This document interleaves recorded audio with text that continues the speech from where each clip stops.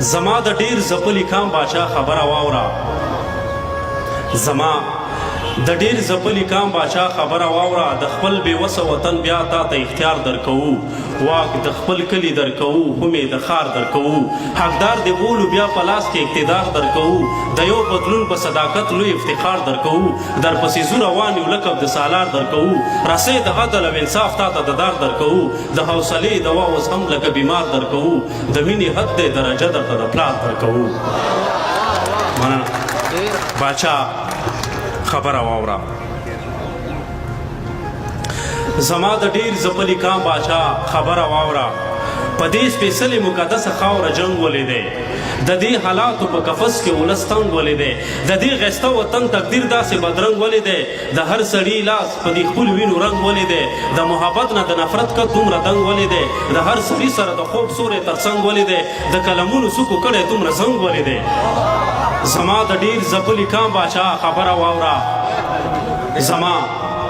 د ډیر ځپلي کام باچا خبره واوره په دې سپېڅلې مقدسه خاوره جنګ ولیدی د دې حالاتو په قفس کې ولس تنګ ولیدی د دې ښایسته وطن تقدیر داسې بدرنګ ولیدی د هر سړي لاس په دې خپلو وینو رنګ ولیدی هر یو وګړی د دې وران وطن ملنګ ولیدی د محبت نه د نفرت کت دومره دنګ ولیدی زما د ډیر ځپلي کام باچا خبره واوره قربان زما د ډیر ځپلي کام باچا خبره واوره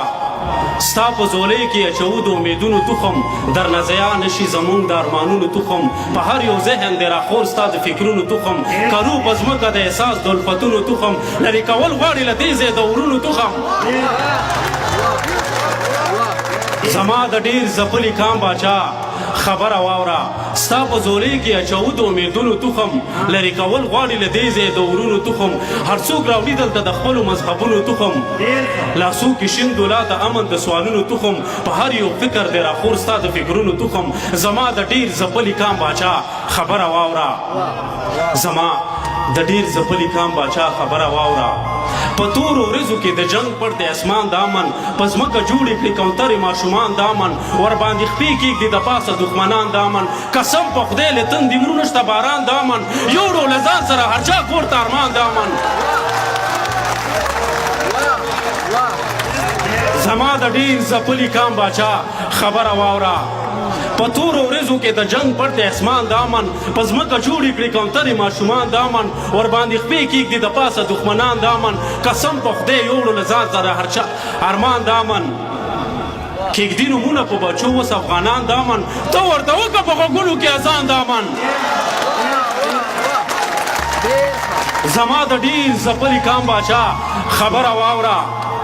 دا په مرمیو سورې شوي دیوالونه ګوري د بېګناه خلکو په پښو کې زنځیرونه ګوري زخمي سجدې او شهید شوي جوماتونه ګوري د خپل ولس په ډکو سترګو کې سوالونه ګوري په دې سوالونو کې دننه ځوابونه ګوري زما د ډیر ځپلي کام باچا خبره واوره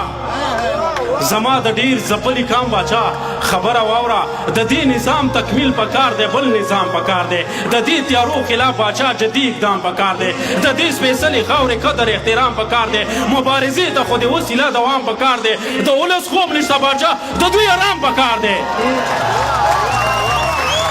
زما د ډیر ځپلي کام باچا خبره واوره زما د ډیر ځپلي کام باچا خبره واوره د دې وران شوي وطن درد خپل که احسان به دې وي که چېرته لاړې د نجیب غوندې ارمان به دې وي که چېرته لاړې د نجیب غوندې ارمان به دې وي ډېره زیاته مننه قربان مو شه په محبت به دې سوچ وکړم یریدلی یمه په محبت به دې سوچ وکړم یریدلی یمه د دې کمر نه یو ځل مخکې هم لوېدلی یمه مننه په محبت به دې سوچ وکړم یریدلی یمه د دې کمر نه یو ځل مخکې هم لوېدلی یمه زه ستا د خپو نه یم لوېدلی ته خبره نه یې زه ستا د خپو نه یم لوېدلی ته خبره نه یې د سرو پانځیب یم یو ماشوم چېرته موندلی یمه